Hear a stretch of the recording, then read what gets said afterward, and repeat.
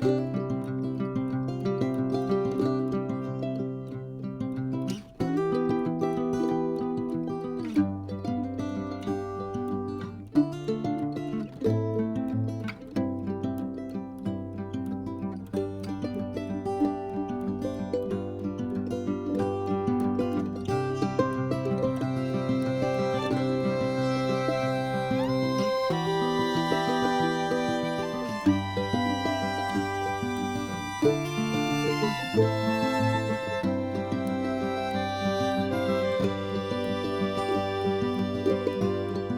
mama is protecting her nest. She just yelled at me. Hey you guys, I haven't done a video in a long time. Ooh, that scared me. The last video I did, or that I posted, was of Gracie. You guys saw we lost our Gracie, and it's been sad. Much better now, but those first couple days were heartbreaking, just horrible. Long story short, about 8 months ago, she started to show her first real health concerns. Ended up being heart stuff. Gave her medication, turned her life around. It was such a blessing, but really just a really good band-aid, because it covered up the heart issues but created kidney issues.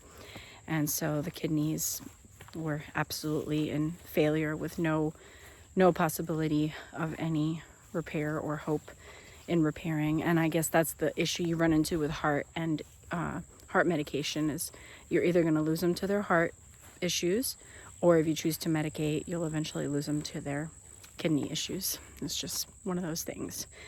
And we had her for an extra 8 months, which was such a joy. She came back to us. She was walking again, happy again, wagging her tail, playing, eating, running, just happy little Gracie again. And then about 3 weeks ago, I started to notice some little subtle changes in her behavior, which made me wonder if things were going downhill again. And sure enough, they were. And so really the last 4 days is when it was a drastic decline, and we were faced with the horrible decision, which ended up not being that hard, honestly. When I saw how bad she was, and when I knew there was nothing to be done, why keep her alive? Why? All of her organs were slowly shutting down, and she was in pain and suffering. She wasn't eating or drinking. She wasn't taking her medicine. It was just so sad. Why do that to her? So we kept her with us one last night, and then the next morning on a Sunday, we took her, and I stayed with her through the whole thing. I held her and did her little favorite ear scratches, and she knew I was there. And then it was over, and it was not traumatic at all for me to be there. I wondered how it would affect me, and honestly, I'm so glad I was. I would regret it if I hadn't been. That day was super sad. Loss has such a distinctive feeling. Grieving loss, oh man, it hurts. Oh, I cried so much. I was so sad.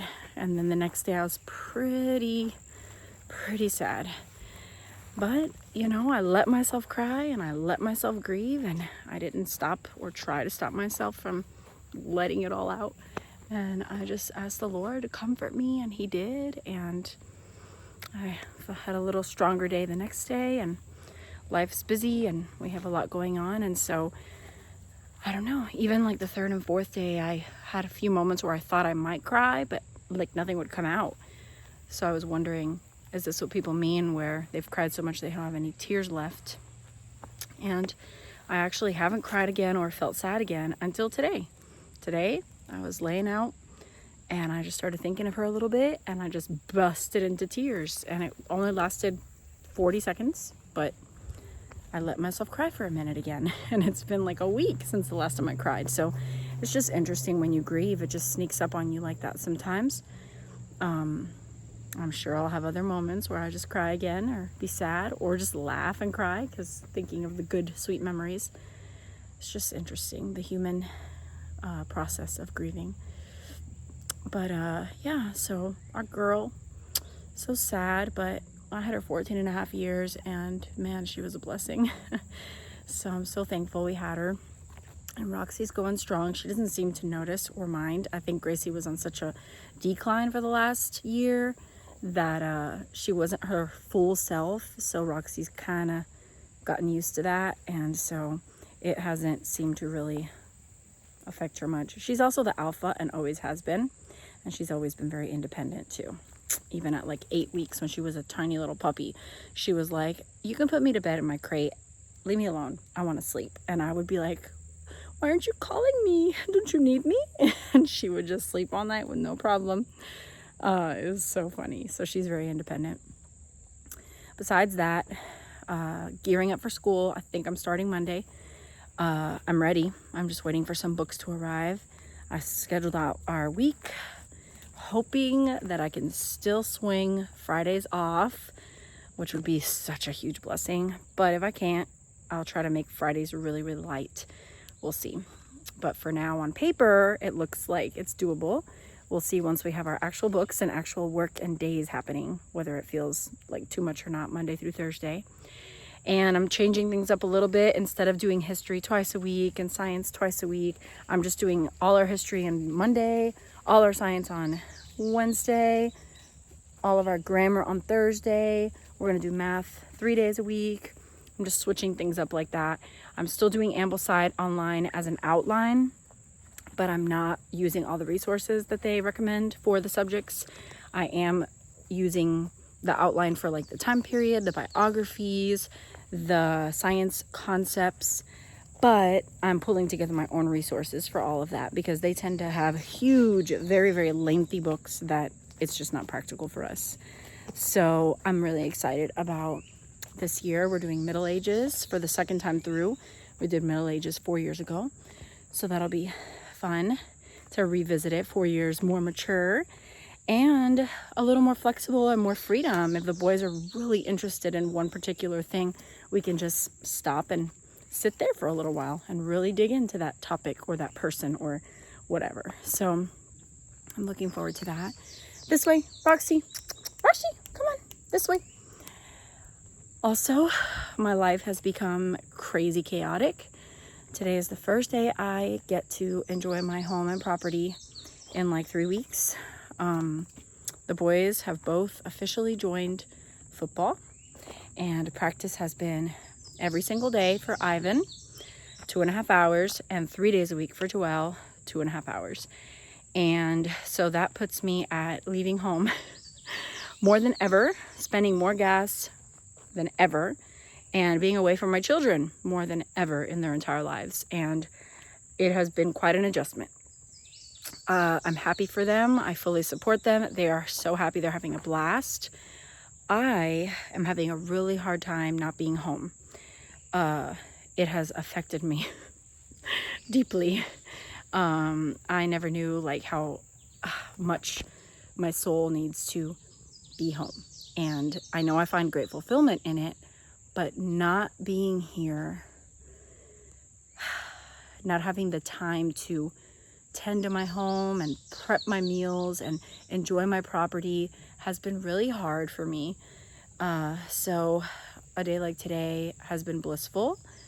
I played marbles with the boys. I'm on a walk now. We went swimming earlier. We had delicious breakfast and lunch together. We listened to some audiobooks. It's been a pleasant, slow, beautiful, feels like normal life day. And, you know, these are the things that mamas have to grieve as their children grow. We got to grow with them. This is all new, uncharted territory for me that I'm not exactly excited about. I am making the best of it, and I'm not letting my kids know that I feel this way because I don't want them to feel discouraged or unsupported. But man, it's hard to go from being home the majority of the time to leaving home every day to this place. They're playing at a Christian school, and it's great. The people are awesome, but you know, not my ideal way of life. So it's been an adjustment, but it's okay. The Lord is with us. It's just a short season, and the kids are loving it. So praise the Lord. And there's not much else to report. Life's really busy. It's been an emotional month, very emotional. The dog, the sports, just all of that, and not being home, and it's just an adjustment. It's been an emotional month, but the Lord is faithful and kind, and He's with us. I am going to finish my walk, go home, and probably play some marbles with the boys again. And then we are gonna go to the chiropractor for Ivan. Then we're going to dinner tonight because we have a fellowship right after, like at odd hours, like chiropractor, a little window of time that would be really hard to come all the way back home and then leave again. And we have a fellowship after that, an ice cream fellowship. So we have to have dinner before. I could pack dinner and take it with us, but I'm not going to. I'm going to instead go to the chiropractor, meet hubby for dinner, and then go to our fellowship and then come home. And I have to figure out how to travel with ice cream for an hour and a half with no freezer. So we'll see how that goes. So yeah, that's it, guys. Hopefully I'll be making some more videos soon. I don't know how life's gonna look now with football and school at the same time. Oh my goodness. God bless you guys, and I'll see you next time.